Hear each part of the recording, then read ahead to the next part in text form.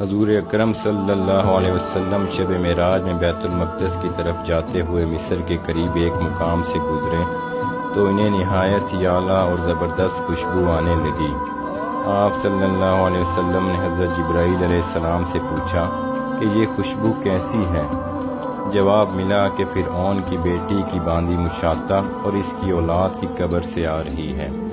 پھر حضرت جبرائیل علیہ السلام نے اس کا قصہ بیان کیا کہ مشاطہ فرعون کی بیٹی کی خادمہ تھی اور وہ خفیہ طور پر اسلام لا چکی تھی۔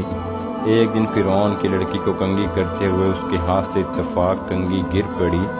وہ اٹھانے لگی تو اس کی زبان سے بے ساختہ بسم اللہ نکل گیا۔ اس پر شہزادی نے کہا کہ تو نے آج عجیب کلمہ بولا، رب تو میرے باپ فرعون ہی ہیں، تو پھر تم نے یہ کس کا نام لیا ہے؟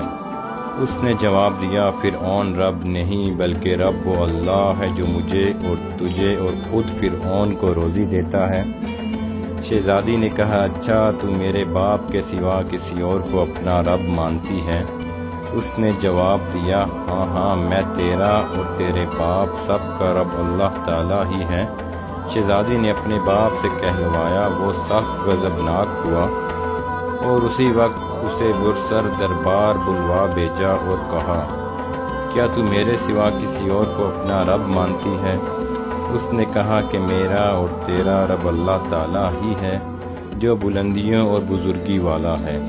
فرعون نے اسی وقت حکم دیا کہ تانبے کی جو گائے بنی ہوئی ہے اس کو خوب تپایا جائے اور جب بالکل آگ جیسی ہو جائے تو اس کے بچوں کو ایک ایک کر کے اس میں ڈال دیا جائے، آخر میں خود اسے بھی اسی میں ڈال دیا جائے۔ چنانچہ وہ گرم کی گئی، جب آگ جیسی ہو گئی تو حکم دیا کہ اس کے بچے کو ایک ایک کر کے اس میں ڈالنا شروع کرو۔ اس نے کہا، بادشاہ ایک درخواست میری منظور کر، وہ یہ کہ میری اور میرے ان بچوں کی ہڈیاں ایک ہی جگہ ڈال دینا۔